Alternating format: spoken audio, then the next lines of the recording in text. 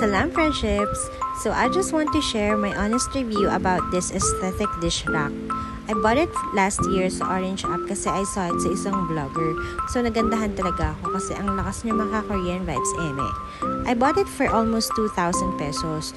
So here are the pros and cons based on my personal experience. Start with the pros.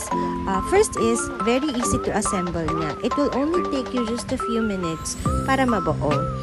Second is, light material lang siya. So, hindi hassle if you want na ilipat-lipat siya ng pwesto.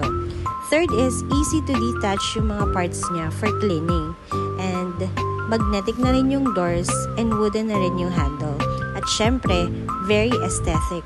So, ito naman yung cons. Ang hindi ko naman talaga nagustuhan mga friendship is yung pangangalawang. Grabe, akala ko before, nagra-rust siya kasi natatas ka ng water. So, I tried na ilayo sa sink. Akala ko rin dahil medyo basa yung mga plates na nilalagay, kaya talagang dinry muna talaga bago ilagay. Pero ganun pa rin, kinakalawang pa rin despite sa pag-iingat ko na wag mabasa. And worse, nagkakaroon ng rust stain yung mga white plates and bowls namin. Kaya pinalitan ko na lang. And I'll show you on my next video kung ano yung pinalit ko.